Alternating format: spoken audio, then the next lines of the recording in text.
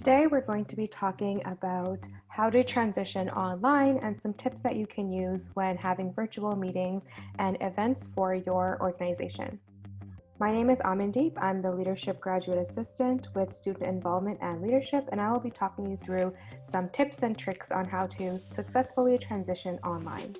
So the way that I organize this workshop to be on this YouTube format is I'm going to be talking through some challenges that I've seen frequently through my research, and then talking about some ways or some tips on how to combat those challenges. So the first one we can all think of course, is technical difficulties. And for that, I would recommend that you leave some extra time in the beginning. If your meeting starts at 12 o'clock or your event starts at 12, then you may want to log in around 11:50 or 11:45 just to ensure that everything is running smoothly. And if you have extra time, you may want to do a run through with one of your members beforehand just to make sure that everything is going as planned. Another challenge that I frequently see is the lack of shared visual space. Typically, when you are meeting together in person, you are all looking at the same things and there's more of a community sense of belonging. However, when you're virtual, it's kind of you're looking in the camera and everyone else is looking in their camera, and it's kind of a little bit more awkward. So for this, I would recommend using the whiteboard function in Zoom, using charts where you can share your screen, and if you're taking some notes on a Google Doc, you can share that as well. Another one is the lack of connection. So we are all obviously in different locations, we're far apart from each other, it's different than what we were expecting. And to combat this, I would recommend to stop your screen share. I know I said screen share and now I'm saying stop your screen share. And what I mean by that is if you are sharing your screen and sharing a document, and then at some point you're starting to have a conversation with someone, either answering a question or if it was planned, you may want to stop your screen share so that they can see you and you can see them. When you share your screen, some of you might be aware that Zoom typically makes your face a very small square, and then the rest of the space is taken up by whatever screen you're sharing. So it's helpful to stop your screen share, have the conversation, and then share once again. And then another piece of advice is to use webcams. Typically, I would recommend that you let everyone know in advance if you are doing an event or running a meeting that you want them to have their webcams on, and that way they will be more prone to allowing you to see their face, but also making sure that they are presentable and their background is presentable. Of course, not everyone will be able to share their webcam, but if they can, I would highly recommend that. And then some other challenges are the flow of conversation. Sometimes we experience technical delays and there's an extra second or so before someone unmutes and then talks.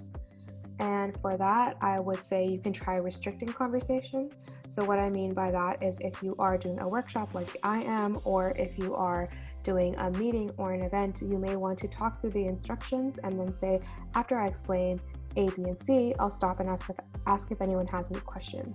And that way people will know that there's a designated time slot for them to be asking questions or for them to be giving suggestions. And if you have the means to do so, maybe having someone else that can facilitate the chat. So if you are sharing your screen, you're not always able to see the chat, and then someone else can just pause or know when you're going to pause and then be able to let you know what questions everyone is typing in the chat box.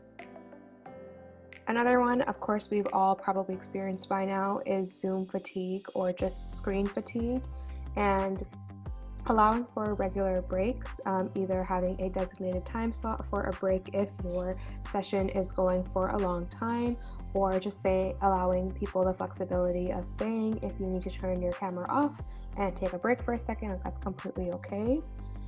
And trying to batch content, similar to restricting conversation. You may want to talk about topic A for like 5 minutes and then stop, have a break, or ask questions, or both. You can say, we'll take a break now, and if anyone has any questions, I can help answer those.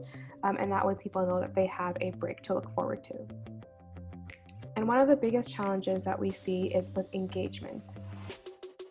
So sometimes Zoom gives you the option to use polls, and I would highly recommend using that. And if you do not have a paid for Zoom account, you can also use other websites that allow you to do polling for free. And then, like I mentioned, try to encourage everyone to use their webcams. But if you're really looking for ideas and if you're looking for people to stay engaged, you can let them know ahead of time that I'm going to be picking on people, and that way they know that they should be paying attention and they should be actively involved with the process. And if you can, or if you think it's necessary, you could use small groups or breakout rooms. Typically, I've seen that individuals are more talkative or more engaged when they're in small groups of about 3 to 5, rather than large group settings. And then tracking speakers. That means having a list and then writing down who's speaking, and then you can see who's more involved and who's not involved. Some people are just generally shy and they are not willing to talk in that situation, and you may just say for them that you're open to having them put their ideas in the chat box instead. And then just some additional tips, encouraging everyone, including yourself, to wear headphones. That allows for the best sound quality. And of course, asking for feedback. If you are doing this for the first time, maybe we'll send out a Google form at the end of it so people can give their feedback in terms of how the transition into an online medium went for them, any suggestions that they have, if it's going to be like a long-term thing, like a weekly meeting or a monthly meeting, or an event that you want to hold again in the future. If you have an agenda for a meeting, maybe share that in advance so people can follow along and they would feel more connected in that way as well. And lastly, of course, is just to be kind. We are all experiencing a lot at the moment, and some people may not be in the best living situations. There's a lot of things going on at the same time. So if somebody says that they're not able to turn their webcam on, or they can't participate, or they won't be able to join live, just be kind and considerate, since we are all in difficult times. And this is my email address if you would like to contact me. And if you have any other questions, I would be happy to help you out while you're transitioning to an online platform. Thanks for watching.